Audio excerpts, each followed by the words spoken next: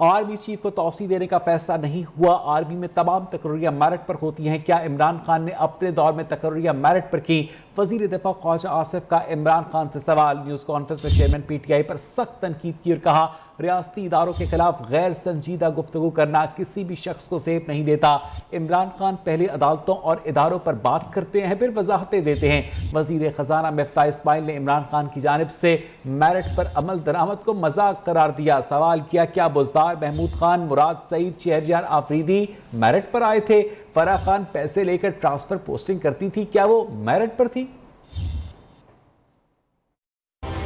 मेरी होश में Pakistan army, Pakistan navy, Pakistan air force में सारी की सारी तकर्रियाँ जो है मेरिट पे हुई। जो भी 4 या 5 नाम आते हैं और फौज की क़यादत भेजती है वो नाम, उसमें से प्राइम मिनिस्टर अपनी आर्मी चीफ या नेवल चीफ या एयर चीफ जो है वो अपॉइंट कर लेते हैं। बड़ी बड़ी इंपॉर्टेंट मीटिंग्स होती थी जिनको आर्मी चीफ जो है वो चेयर करते थे। इमरान खान साहब गायब होते थे। कॉन्फिडेंस का ये आलम था। बुज़दार की अपॉइंटमेंट मेरिट थी या मौजूदा KP का जो चीफ मिनिस्टर है वो मेरिट पे है? इमरान खान साहब को एजेंसीज ने बताया था फराह खान साहिबा का करप्शन।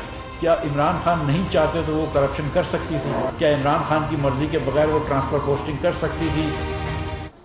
PTI रहनुमा हम्माद अजहर ने कहा कि मौजूदा हुकूमत से मईशत संभल नहीं रही। हुकूमत ने अपनी नालायकी छुपाने के लिए मुल्क दिवालिया होने का शोर मचाया। लाहौर में न्यूज़ कॉन्फ्रेंस के खिताब में हम्माद अजहर ने कहा कि मौजूदा हुकूमत जितनी बिजली गैस की कीमत बढ़ा चुकी है उतनी PTI के दौर में भी नहीं बढ़ी। आवाम को रिलीफ पहुंचाना इनके बस की बात नहीं।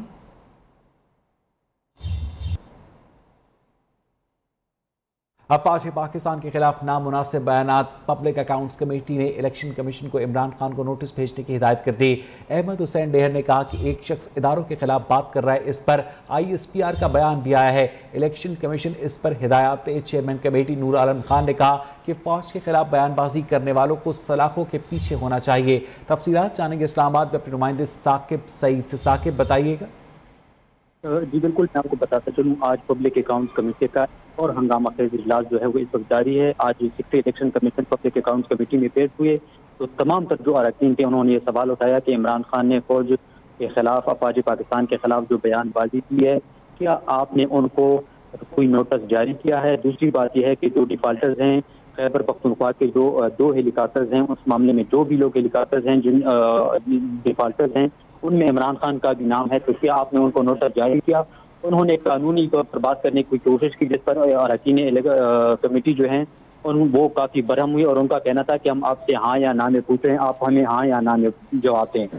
जिस पर पब्लिक अकाउंट कमेटी के चेयरमैन नूर आलम खान ने भी उनको कहा कि एक शख्स है जिसने अफवाज पाकिस्तान के खिलाफ बात की। अफवाज पाकिस्तान जो है हमारे लिए सरहदों पर हमारी तहफ़्फ़ुज़ की खातिर वो गोली के सामने होते हैं और हमारा तहफ़्फ़ुज़ करते हैं, लेकिन एक शख्स है जो अफवाज पाकिस्तान के खिलाफ बात करता है। हेलीकॉप्टर केस में भी वो डिफाल्टर है। आप ये बताएं कि आपने उनके खिलाफ कोई रेफरेंस भेजा है या नहीं? तो जिस पर सेक्रेटरी इलेक्शन कमीशन ने कहा कि रेफरेंस तो हम खुद से नहीं कर सकते, कौमी असम्बली जो है वो हमें रेफर कर सकती है। ताहम पब्लिक अकाउंट्स कमेटी ने आज इलेक्शन कमीशन को हिदायत कर दी कि इमरान खान को इस मामले में अफवाज पाकिस्तान के खिलाफ बात करने पर आज उनको नोटिस जारी किया जाए। और हेलीकॉप्टर केस में भी आप देखें कि जो डिफाल्टर्स हैं जिनमें इमरान खान भी शामिल है उनको भी नोटिस भेजें। और नेब को हिदायत दी है कि जो लोग डिफाल्टर्स हैं आज ही उनकी लिस्ट जो है वो इलेक्शन कमीशन को भेजा जाए। बहुत शुक्रिया साकिब सईद आपका। इस्लामाबाद हाईकोर्ट में ज़ेर समाअत तौहीन अदालत केस में साबिक वज़ीर आज़म इमरान खान ने अपना नया जवाब जमा करवा दिया, जिसमें कहा गया कि इमरान खान गैर मशरूत माफ़ी नहीं मांगेंगे और अफसोस का इजहार करते हुए कहा कि अदलिया के खिलाफ तौहीन आमेज़ बयान का सोच भी नहीं सकता। लफ्ज़ शर्मनाक तौहीन के लिए इस्तेमाल नहीं किया। रिपोर्ट करेंगे इस्लामाबाद से ज़ीशान सैयद। और मैजिस्ट्रेट साहिबा ज़ेबा, आप भी तैयार हो जाए, आपके ऊपर भी हम एक्शन लेंगे। माफी मांगने से गुरेज, बस इजहार अफसोस से मामला दबाने की कोशिश। इस्लामाबाद हाई कोर्ट में तौहीन अदालत केस में इमरान खान ने अपना नया जवाब जमा करा दिया। इमरान खान ने गैर मशरूत माफी नहीं मांगी। कहा जज ज़ेबा चौधरी के जज्बात मजरू करना मकसद नहीं था। गैर इरादी तौर पर मुंह से निकले अल्फाज पर जज ज़ेबा चौधरी के जज्बात मजरू हुए, इस पर गहरा अफसोस है। अपने अल्फाज पर जज ज़ेबा चौधरी से पछतावे का इजहार करने से शर्मिंदगी नहीं होगी। जवाब में मजीद कहा गया है कि तलाल चौधरी केस अलग नोयत का था, उन्होंने बयान पर कभी कोई अफसोस जाहिर नहीं किया था। अदालत ने मुझे ज़िमनी जवाब की मोहलत दी, इस पर भी तनकीद हुई। सियासी पॉइंट स्कोरिंग की ताक में रहने वालों ने शदीद तनकीद की। अदालत को यकीन दहानी कराता हूँ कि आइंदा ऐसे मामलात में इंतहाई एहतियात से काम लूंगा। ना तो कभी ऐसा बयान दिया, ना मुस्तकबिल में दूंगा जो किसी अदालती ज़ेर इल्तवा मुकदमे पर असरअंदाज हो। मैं अदालती मुखालिफ बदनीति पर मबनी मुहिम चलाने का सोच भी नहीं सकता। शहबाज गिल पर टार्चर का सुनकर गैर इरादी तौर पर अल्फाज अदा किए थे। प्रोडक्शन टीम के साथ ज़िशान सैयद, न्यूज़, इस्लामाबाद। इमरान खान की जानिब से तोशा खारन नाअहली रेफरेंस पर इलेक्शन कमीशन में जवाब जमा करवा दिया। उनके वकील बैरिस्टर अली जफर ने कहा कि ये रेफरेंस इलेक्शन कमीशन के दायरे इख्तियार में नहीं आता। 62(1)(f) का फैसला अदालत करेगी। इस्लामाबाद की रिपोर्ट। चेयरमैन तहरीक इंसाफ इमरान खान के वकील की जानिब से तोशाखाना रेफरेंस में जवाब जमा करा दिया गया। 60 सफ़ात पर मुश्तमिल जवाब में कहा गया है कि इमरान हुकूमत के 3.5 साल के दौरान 329 तहाइफ मौसूल हुए। 58 तहाइफ साबिक वज़ीर-ए-आज़म इमरान खान और उनकी अहलिया ने वसूल किए। 30,000 से जायद मालियत के कुल 14 तहाइफ साबिक वज़ीर-ए-आज़म और अहलिया को मिले। तमाम तहाइफ टैक्स रिटर्न और असासों की तफसीलात मौजूद हैं। तोशाखाना तहाइफ के 4 यूनिट बेचे गए और तहाइफ के बदले में 3 करोड़ से जायद की रकम अदा की गई। इमरान खान के वकील ने कहा कि आर्टिकल 63 के तहत नाअहली का केस बनता है और इसी आर्टिकल के तहत स्पीकर नाअहली के सवाल पर रेफरेंस भेजता है, जबकि रेफरेंस में आर्टिकल 62(1)(f) के तहत नाअहली मांगी गई। बैरिस्टर अली जफर ने कहा कि इलेक्शन कमीशन आर्टिकल 63 की कार्रवाई में 62(1)(f) का केस नहीं सुन सकता। आर्टिकल 62(1)(f) का इतलाक अदालत ही कर सकती है। इलेक्शन कमिश्नर ने इमरान खान के वकील से कहा कि अगर आप दायरा इख्तियार चैलेंज करना चाहते हैं तो अलग से दरख्वास्त जमा करा दें। नून लीगी MNAs के वकील खालिद इसहाक ने कहा कि 4 अक्टूबर तक फैसला करने से मुतल्लिक केस की मुद्दत खत्म हो रही है। केस की समाअत 19 सितंबर तक मुलतवी कर दी गई। प्रोडक्शन टीम के साथ आमना जंजुआ, न्यूज़, इस्लामाबाद। जबकि रमजान शुगर मिल्स रेफरेंस पर शहबाज शरीफ और हमजा शहबाज को बड़ा रिलीफ मिल गया। एहतसाब अदालत लाहौर ने रमजान शुगर मिल केस निपटाते हुए नैब हुकाम को वापस भिजवा दिया। अदालत ने कहा कि नैब तरमीमी एक्ट के बाद रमजान शुगर मिल्स रेफरेंस एहतसाब अदालत के दायरा इख्तियार में नहीं आता। केस मुतालिका अदालत को भिजवाया जाए। आशियाना इकबाल हाउसिंग केस में बरियत दरखास्त हो, जबकि मनी लॉन्ड्रिंग केस में मुस्तकिल हाजिरी माफी पर मजीद दलाइल भी तलब किए। इलेक्शन कमीशन ने इसहाक डार की नाअहली की दरखास्त पर फैसला महफूज कर लिया। निसार दुरानी की सरबराही में 4 रुकनी बेंच ने समाअत की। दरखास्त गुजार की वकील ने मौक़िफ़ अपनाया कि इसहाक डार की जानिब से कोई जवाब नहीं जमा करवाया गया। निसार दुरानी ने रिमार्क्स दिए कि इसहाक डार ने हल्फ ही नहीं लिया, सेनेट के रुकन नहीं थे तो कैसे नाअहल करें। हाई कोर्ट में कहते हैं इलेक्शन कमीशन ने केस सर्द खाने में डाला हुआ है, आपको केस में बुलाते हैं तो इल्तवा की दरखास्त कर देते हैं। जबकि हलीम आदिल शेख के खिलाफ सरकारी अरासी पर कब्जे का केस कराची की मलिर कोर्ट ने एंटी इंक्रोचमेंट हुक्काम की जानिब से जिस्मानी रिमांड की दरखास्त मुस्तरद कर दी। ऑपोजिशन लीडर सिंध असम्बली को जेल भेजने का फैसला बरकरार रखा। अदालत के बाहर मीडिया से गुफ्तगू में हलीम आदिल शेख ने दावा किया कि पुलिस रिमांड लेकर उन पर तशद्दुद करना चाहती है। ये वो झूठी FIR जिस दिन मैं बेल होके ज़मानत होके मैं आज़ाद हुआ था तो मुझे जेल के अंदर से, जेल के प्रीमिसेस के अंदर से गैर कानूनी तौर पर गिरफ़्तार किया गया। मेरी जान को ख़तरा है, या मुझे ड्यूरिंग कस्टडी या मुझे ड्यूरिंग अरेस्ट ये मुझे मार सकते हैं, लेकिन अल्लाह की ज़ात से उम्मीद है, इज़्ज़त, ज़िल्लत, ज़िंदगी, मौत, रिस्क अल्लाह ताला देता है, लेकिन मेरे खदशात जायज़ हैं। जितने दिन रखना रखो, इंशाल्लाह आऊँगा। सिंध के अवाम की जंग लड़ता था, लड़ता हूँ, लड़ता रहूँगा। इमरान खान का सिपाही हूँ, जितना दबाओगे उतना मजबूत होगा। और यहाँ वक्त एक ब्रेक का। सिंध के वज़ीर ताज शर्जील इनाम मेमन बात कर रहे हैं। क्योंकि बदीन में इश्यूज़ हैं, इसी तरीके से आपके कंबर जो है इस वक्त सबसे ज़्यादा वनरेबल है। कंबर में बहुत ज़्यादा बारिश है। जैकबाबाद के काफ़ी इलाके, जुडो में जो इशू हैं वो मैंने मीरपुर खास जिले की बात कर ली। तो ये सारे जो इश्यूज़ हैं ये डेफिनेटली इस वक्त हैं और it is a challenge for the government. और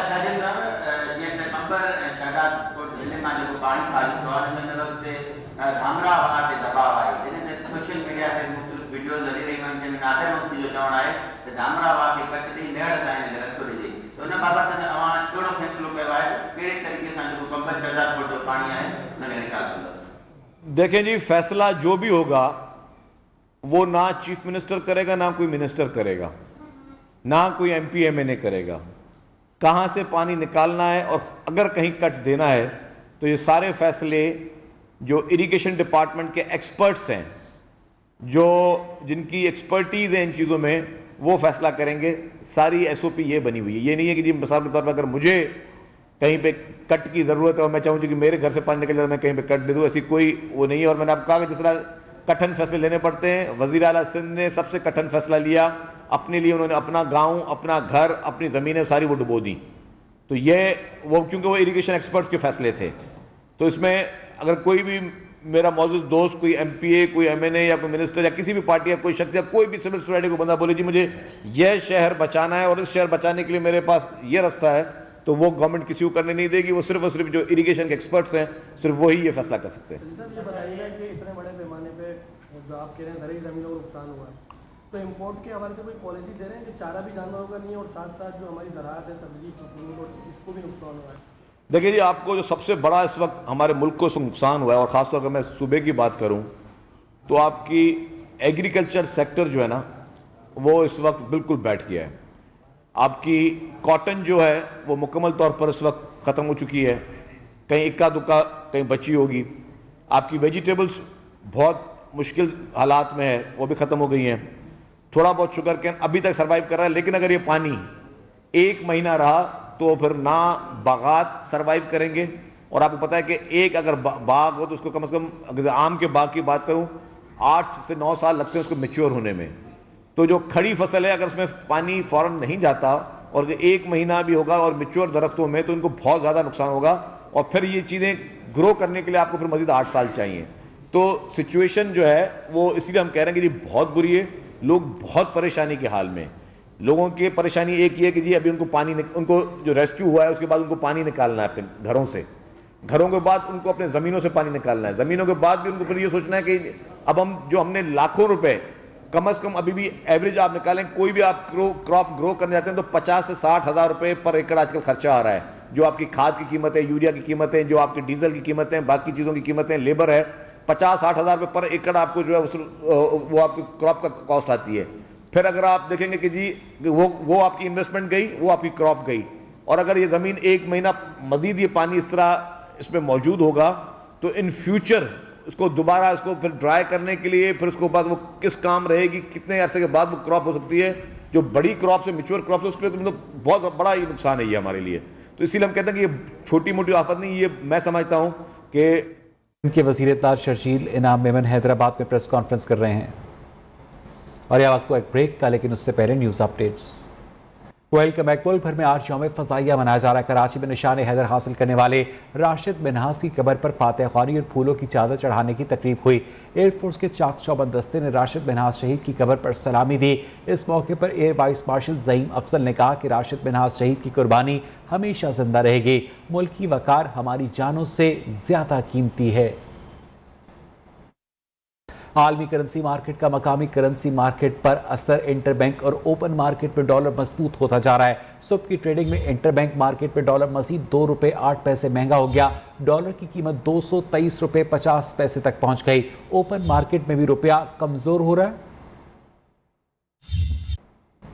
अब आपको बताएं कि सिंध के इलाके 7 में मंछर झील के पानी की सतह में कमी हो गई है। झील को मुख्तलिफ मकामात से कट लगाने के बाद पानी ने करीबी यूनियन काउंसिल्स का रुख कर लिया। इंडस हाईवे पानी की लपेट में आ गई है। सैलाब मुतासिन खुले आसमान तले बेयारो मददगार इमदाद के मुंतजर हैं। मजीद जानेंगे 7 में अपने नुमाइंदे हैदर अली बलोच से। मौजूद हूँ बाग यूसुफ के मकाम पर, जो रेलवे ट्रैक है वहाँ पर। जो अभी मैं आपको बताता चलूँ कि मंछर झील के पानी में 4 फुट तक कमी आ गई है। और जो बात की जाए पानी की, जो पानी इंडस हाईवे रोड पर आ गया है, जिसके बायस मोटर पुलिस और इंतजामिया की जानिब से ट्रैफिक को डाइवर्ट करके करमपुर लिंक रोड से दादू की तरफ भेजा जा रहा है। और जो बात की जाए लाड़काना से दादू की ट्रैफिक की, तो उसको वापस करके आमरी पुल से डाइवर्ट किया जा रहा है।